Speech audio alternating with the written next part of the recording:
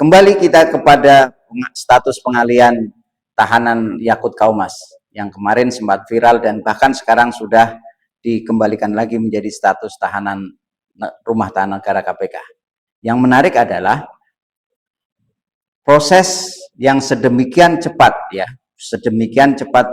pengalihan status itu, di mana diketahui oleh publik pada tanggal 21 Maret tahun 2026, artinya hari raya pertama begitu, hari raya lebaran pertama, diketahui ternyata pengalihan status yang dilakukan oleh Yakut Kaumas dilakukan oleh keluarganya tanggal 17 Maret 2026, tanggal 19 Maret 2026 selang 1 hari kemudian ternyata Yakut sudah tidak berada di tahanan KPK. Nah, proses yang sedemikian cepat ini sesungguhnya kalau kita berkaca kepada ketentuan KUHP bukan masalah. Artinya tidak merupakan sebuah pelanggaran hukum. Nah, pertanyaannya kemudian, apa yang menjadi dasar dari pengajuan pengalihan status tahanan yang diterima oleh penyidik? Memang kalau kita berdasar KUHP yang baru, seluruh peristiwa pengalihan penahanan atau bahkan penangguhan penahanan adalah kewenangan penyidik. Sehingga kemudian tidak kaget kemudian ketika pimpinan KPK melalui juru bicara KPK menyatakan bahwa seluruh proses pengalihan status penahanan Yakut ini adalah kewenangan penyidik yang dilindungi oleh ketentuan undang-undang dalam hal ini KUHP. Pertanyaannya kemudian, adakah peran dari pimpinan KPK? Karena mau tidak mau KPK, kalau kita menurut ke belakang di undang-undang yang terbaru, undang-undang KPK sendiri, undang-undang nomor 19 tahun 2019, disebutkan di situ bahwa sekarang ini penyidik KPK, pimpinan KPK tidak lagi sebagai penyidik, sehingga kemudian walaupun secara normatif kebijakan pengalihan status Yakut ini tidak dalam kewenangan pimpinan KPK selaku penyidik, tetapi KPK sebagai sebuah lembaga yang secara khusus diberikan kewenangan untuk melakukan proses pemberantasan tindak pidana korupsi ini, mau tidak mau harus kembali harus ada keputusan-keputusan di dalam lembaga KPK itu semuanya bergantung kepada pimpinan KPK. Sehingga inilah yang kemudian kalau dalam bahasa saya pribadi menyatakan bahwa kebijakan pengalihan status ini adalah merupakan cek ombak dari KPK, lembaga KPK terhadap pelaksanaan ketentuan di dalam kitab undang-undang hukum acara yang baru. Kalau tidak ketahuan, peristiwa pengalihan status ini tidak ketahuan dan menjadi viral, bukan tidak mungkin kemudian KPK akan memberikan status pengalihan status atau bahkan tidak melakukan penahanan terhadap pelaku-pelaku tindak pidana korupsi atau tersangka-tersangka tindak pidana korupsi dalam proses penyidikan dan penuntutan yang dilakukan oleh KPK. Karena apa? Karena di situ kemudian kalau kita kembali kepada ketentuan undang-undang KPK yang baru, pimpinan KPK bukan lagi sebagai penyidik. Di sini titik lemahnya atau bahkan kemudian kita bisa katakan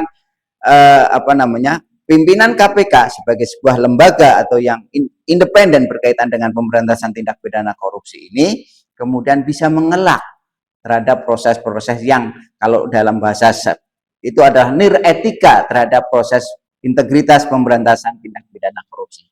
Ke depan kemudian tentunya melihat hal ini yang sudah sedemikian viral ini, Dewas dalam hal ini Dewan Pengawas KPK harus mau tidak mau bertindak untuk segera melakukan pemeriksaan dugaan, setidaknya dugaan ya, kan kita harus tetap ada presumption of innocence, dugaan dugaan pelanggaran etika yang dilakukan oleh pimpinan KPK berkaitan dengan munculnya atau terbitnya pengalihan tahanan Yakut ini.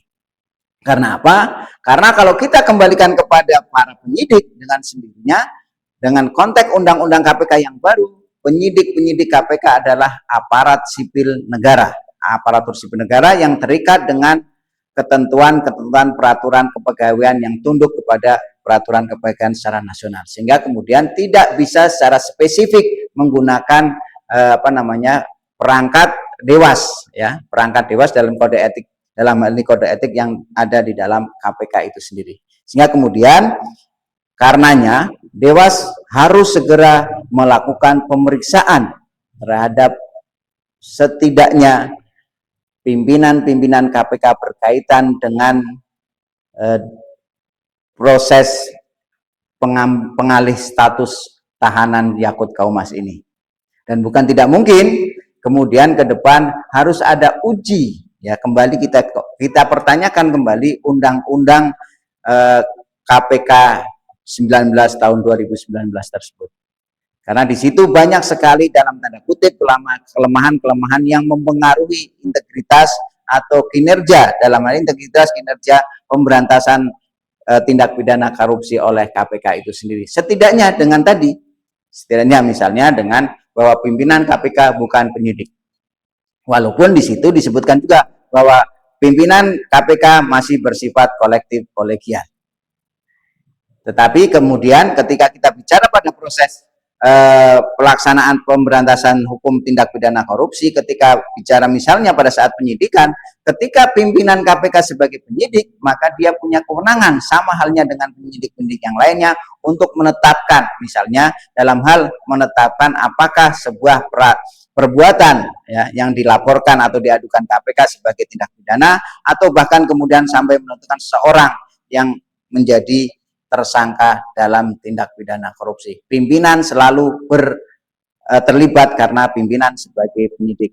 Nah, dalam konteks undang-undang yang sekarang ini, seluruhnya ada pada penyidik di tingkat bawah, quote and quote, kemudian penyidik di tingkat bawah hanya menjalankan surat perintah pimpinan. Nah, sehingga kemudian yang terjadi seperti sekarang ini, pimpinan KPK bisa mengelak dan melempar tanggung jawab pengalihan status itu adalah kewenangan dari penyidik itu sendiri.